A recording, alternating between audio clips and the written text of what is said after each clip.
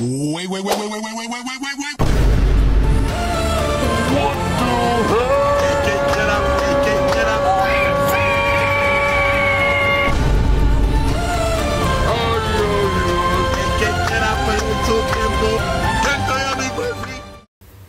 Assalamualaikum warahmatullahi wabarakatuh. Perkenalkan, nama saya Anissa Ramawati, NIM 123-10086, kelas 2C, Prodi Pendidikan Guru Madrasah Ibtidaiyah. Nah, pada kesempatan kali ini saya akan menjelaskan materi yang berjudul Konsep Manusia dalam Falsafah Pendidikan Islam. Dalam penjelasan kali ini, saya memiliki 3 rumusan masalah.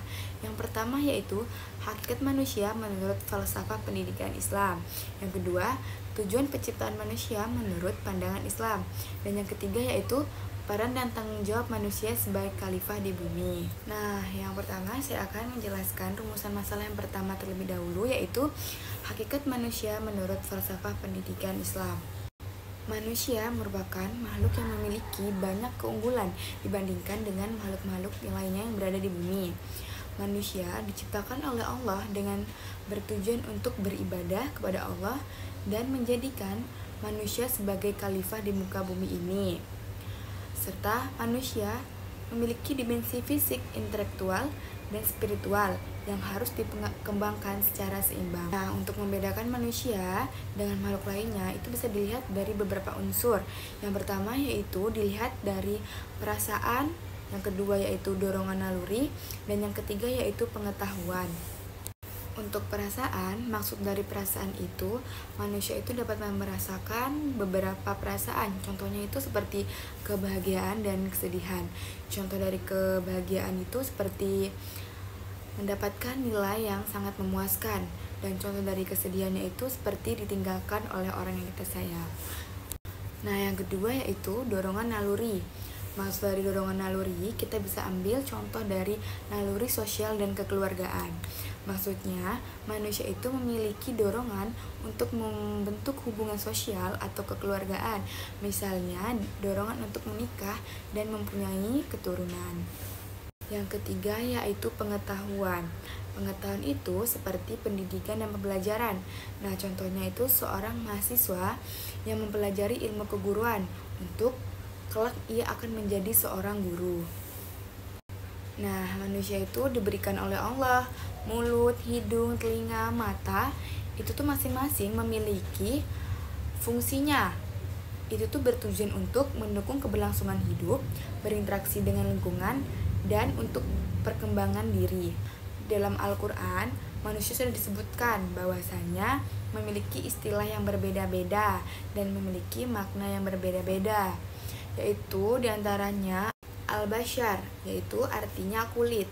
Maksudnya adalah manusia itu memiliki kulit yang tampak berbeda dari makhluk lainnya. Yang kedua yaitu kata insan. Nah, kata insan ini diambil dari kata uns yang bermakna jinak, tumbuh, dan harmonis. Kata insan berkaitan dengan seseorang makhluk yang dapat berpikir serta memikul tanggung jawab dan manusia yang dapat bernalar. Yang ketiga yaitu an-nas. Itu digunakan untuk menyatukan masyarakat yang memiliki segudang kegiatan untuk mengembangkan kehidupan. Oke, di sini ada pula hakikat manusia. Nah, hakikat manusia ini bukan hanya menekankan pada materi saja, namun dianggap sebagai faktor utama kehidupan manusia dengan menekankan faktor spiritual sebagai faktor utama untuk menentukan kehidupan manusia.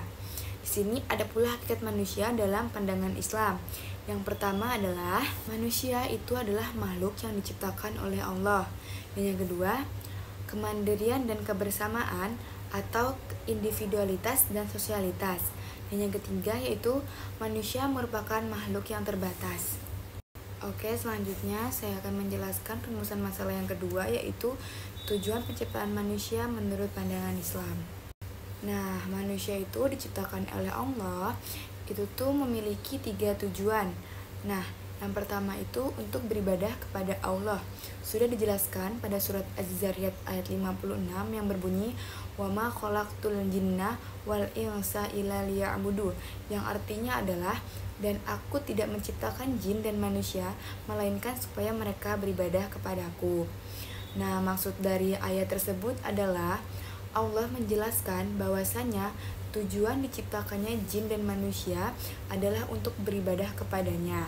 Nah, ibadah di sini itu mencakup segala bentuk hamba dan ketaatan kepada Allah, baik dalam bentuk ritual keagamaan seperti sholat, puasa, dan zakat, maupun dalam bentuk perilaku sehari-hari yang sesuai dengan tuntutannya. Nah, tujuan yang kedua itu sebagai khalifah di muka bumi ini. Manusia diciptakan oleh Allah itu supaya manusia dapat bertanggung jawab untuk menjaga dan merawat bumi dari kerusakan-kerusakan yang dibuat oleh manusia dengan cara membedakan yang baik dan yang benar supaya bisa mengembangkan tanggung jawab sebagai khalifah di muka bumi ini.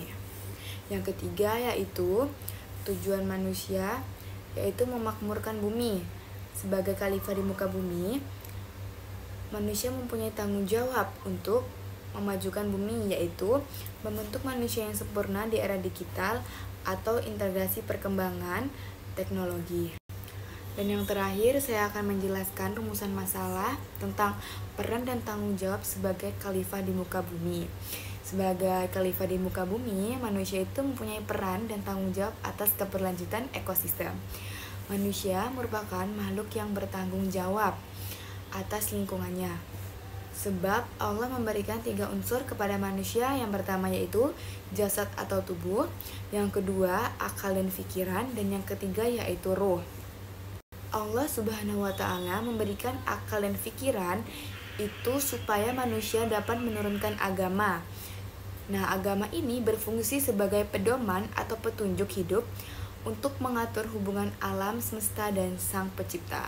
Mungkin itu saja yang dapat saya sampaikan. Kurang dan lebihnya saya mohon maaf. Wassalamualaikum warahmatullahi wabarakatuh.